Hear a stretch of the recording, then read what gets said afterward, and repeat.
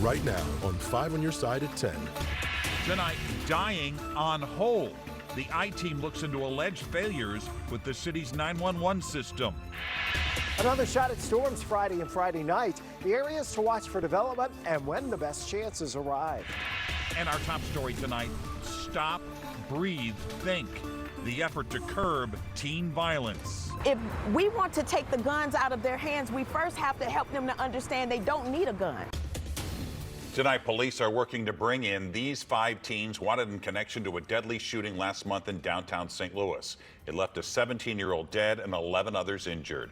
Police say they have identified those teens, but they're not releasing their names just yet. Thanks for joining us. I'm Mike Bush. And I'm Ann Allred. Tonight, we've confirmed police initially charged 2 other young people following that mass shooting, but we've learned the juvenile court released them.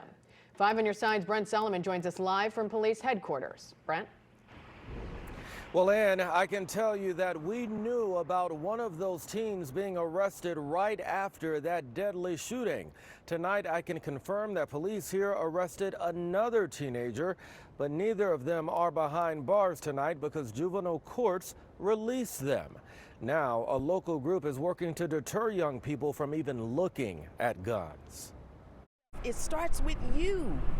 If you love you, you can then love me. You don't love you, how can you love me? Dr. Marty Casey is on a mission No, thank you.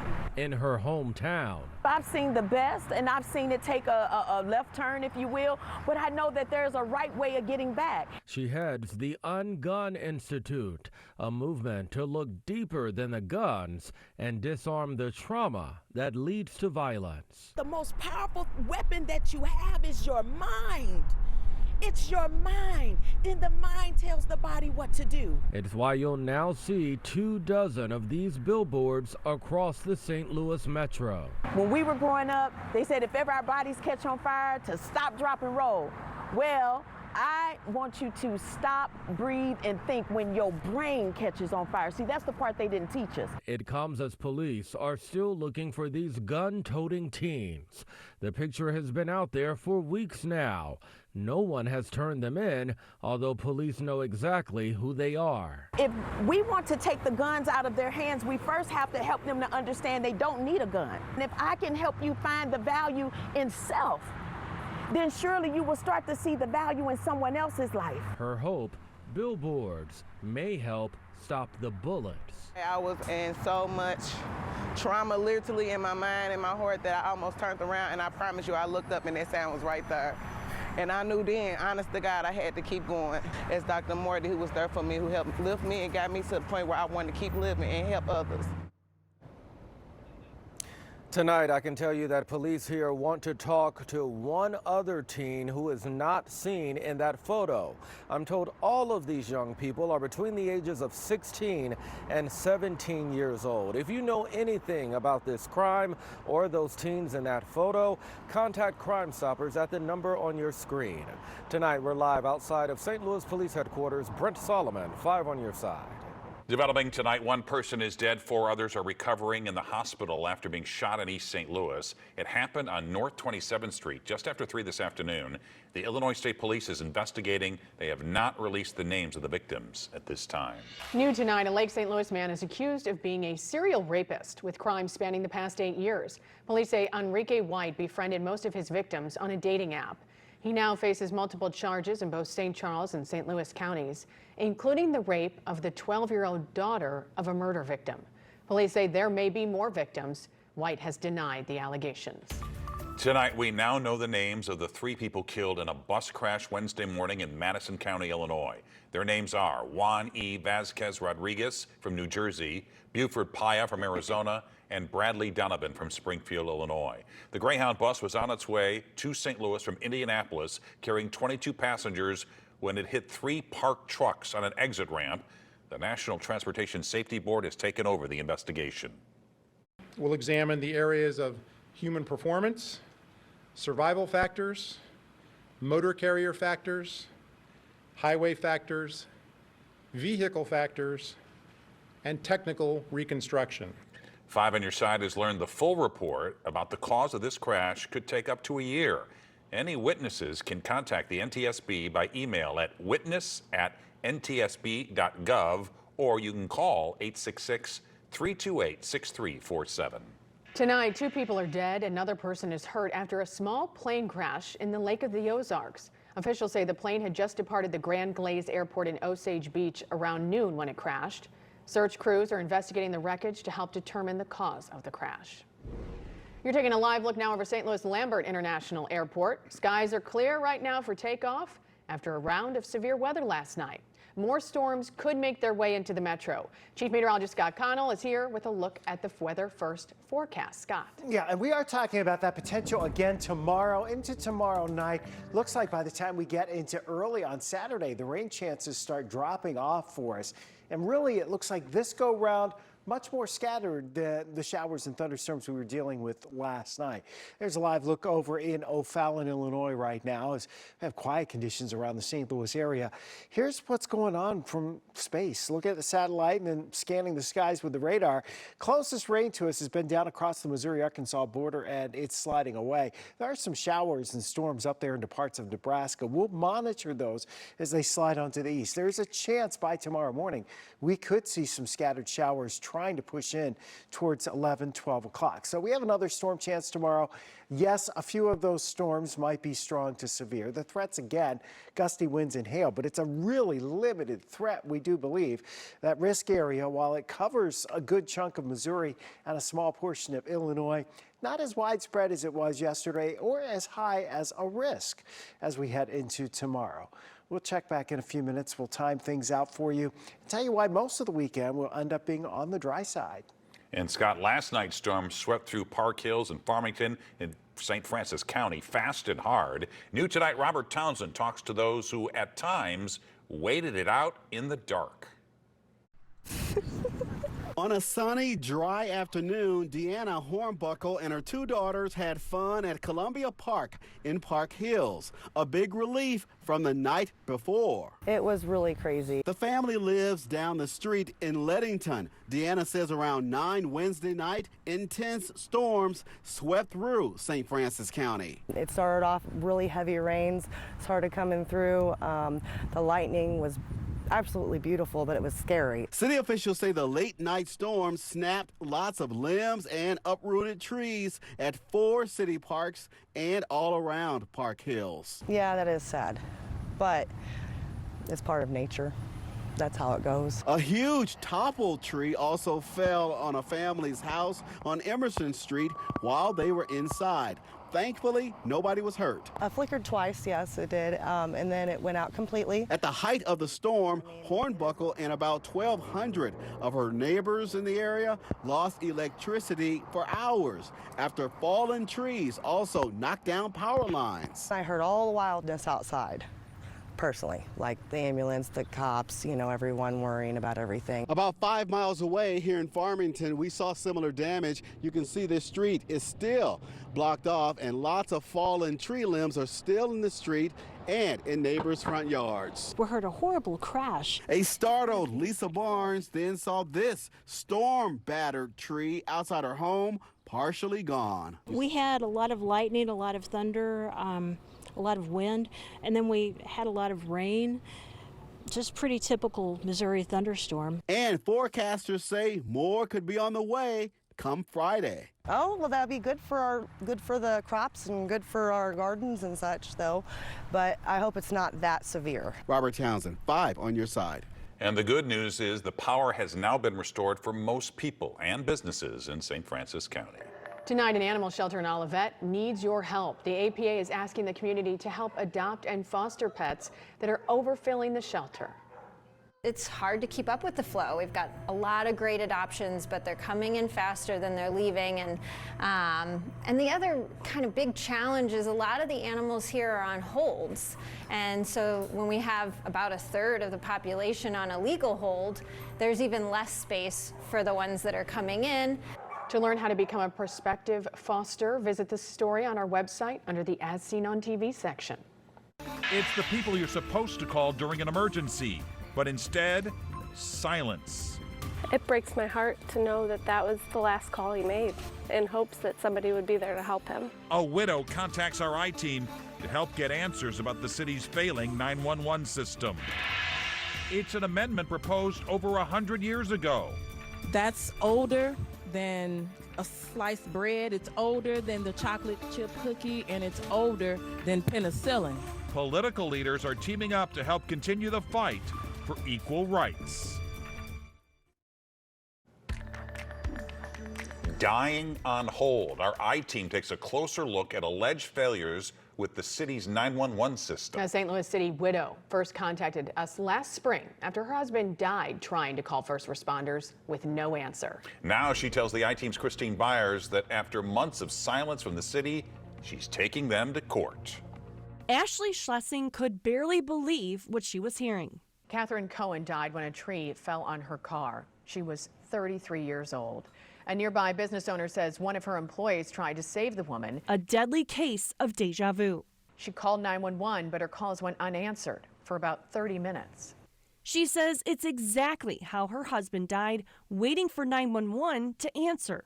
Sick to my stomach. I just can't believe that this is still a problem. Police showed Ashley surveillance footage that captured her husband Richard accidentally shooting himself in the leg at this intersection back in January. 911 was the last number he called from his cell phone. Phone records show no one ever answered. It breaks my heart to know that that was the last call he made, in hopes that somebody would be there to help him. He tried to call the second it happened, you know. It's something I now have to live with that haunts me. Ashley and her attorney wrote a letter to Mayor Tashara Jones asking to talk about how to improve the city's 911 services. Have you heard anything at all from the city? No response to me. None at all. So Schlesing is taking the city to court to get answers. She filed a lawsuit this week alleging Mayor Jones and others have repeatedly promised to fix the 911 system and have done little to nothing to actually fix the 911 system. It's not about money. I don't care about money. It's about justice being served and this issue being fixed. Jones's spokesman said the city does not comment on pending litigation. Cohen's death during the storm forced city officials to hold a press conference about the dispatcher shortage. Here's what Public Safety Director Charles Coyle had to say. We're about 40 vacancies short with 911 dispatchers. We're about 10 or 50% short with EMS dispatchers. Internal emails obtained by the I-Team show that shortage has meant 3 dispatchers have had to cover the entire city of St. Louis for the past 2 weekends in a row. It blows my mind. I don't know. Dispatcher pay still varies widely across EMS, police, and fire dispatching services. Efforts to merge all 3 of those divisions under one roof are still ongoing. It's no secret. 2 years ago, the mayor's office pledged to make it happen within 3 months. What is it going to take for someone to fix it? Ashley Schlesing is now a single mother of 3. She says she's about to move out of St. Louis to be closer to family and to live somewhere where she knows any calls she ever makes for help will get answered. For the I-Team, Christine Byers, 5 on your side. City leaders say if you're ever on hold with 911, do not hang up. Remain on hold until you get an answer. If you hang up and call back, you go to the end of the line. If you have a tip for Christine in the 5 on your side I-Team, leave a voice message at 314-444-5231. You can also email Christine at tips@kstk.com. All calls and correspondence will be kept confidential. Tonight, there's a renewed push to make equal rights the 28th Amendment to the U.S. Constitution. The amendment would guarantee equality of rights for everyone, regardless of sex. This afternoon, Missouri Congresswoman Cori Bush joined New York Senator Kirsten Gillibrand to spearhead the ERA Now resolution. Equality is so popular that the only way to defeat it is by dirty tricks and procedural hurdles. These anti-equality activists have always known this and will do anything to keep the ERA out of the Constitution. They watch it like a hawk because they fear its power and its potential. Next week marks 100 years since the ERA was originally drafted. In 1972, Congress voted in favor of the amendment, but it was not ratified by the deadline. If you are a Bank of America customer and you've been charged a fee for insufficient funds, you might be getting that fee refunded. Casey Decker with our Verify National team explains. Bank of America has been ordered to pay $250 million in fines and refunds to customers. Federal regulators say the bank broke the law with junk fees and deceptive credit card sales practices. The bank has been specifically ordered to refund $80 million of non-sufficient fund fees, which are similar to overdraft fees. So, will eligible customers have to take any action to get their money, or will it go out automatically? Let's verify. Our sources are the CFPB, the Consumer Financial Protection Bureau, and the consent order in this case. Until last year, Bank of America charged something called a non-sufficient fund fee. It's like an overdraft fee, but instead of the bank covering the withdrawal and billing you later, a non-sufficient fund fee declines the transaction, but still charges you $35. It's not illegal, though the CFPB has been critical of them, and many big banks, including B of A, have stopped charging them at all. What was illegal was a sort of double dipping process. Say you go to purchase something at the store, but they run your debit card and you have insufficient funds, so you get charged a fee. Seeing that the transaction didn't go through, the cashier runs your card again. For years, Bank of America charged the fee again. The CFPB says that practice was illegal because it served no purpose but making the bank money, and there's no way for you to prevent someone from running your card twice. The Bureau pursued a case against Bank of America, but before it got to court, B of A agreed to a consent order, which is sort of like a settlement. The order says that they have 90 days to come up with a plan for identifying which customers need to be refunded, and then 60 days after that plan is approved to send the money out, with notices explaining what it's for. So the answer is no. You don't have to do anything to get your refund. It'll be automatically sent to eligible customers through direct deposit or paper check. And those should arrive by mid-December. With your Verify, I'm Casey Decker. All right, Chief Meteorologist Scott Connell joins us now once again with that Weather First forecast. Could be an interesting night tomorrow night, Scott. Yeah, I think so, but I don't think it's going to be like what we saw last night. Last night, fairly widespread in terms of showers and thunderstorms, not only with some heavy rainfall, which we badly needed, but also those thunderstorms are pretty noisy, and we had the wind damage too, west and southwest of St. Louis. Tomorrow, it looks like it's much more scattered at this point. Right now, skies are mainly clear across the region. We are tracking more disturbed weather here to the north and west. You see that cluster of showers and thunderstorms up across parts of Nebraska. As that slides towards the southeast, that may help instigate something as we head into tomorrow morning once it pushes over us. But at the moment, all is quiet. It is a very warm, muggy evening, though. Temperatures are in the upper 70s and lower 80s right now. In fact, in town, 85 degrees at Lambert, but it still feels like it's 90 at 10 o'clock. Our high today was 91. That dew point, 71. You can feel the humidity up there. Only dropping into the upper 60s to around 70 in the cooler spots, staying in the 70s in town tonight. That severe weather threat, sure, it's there tomorrow.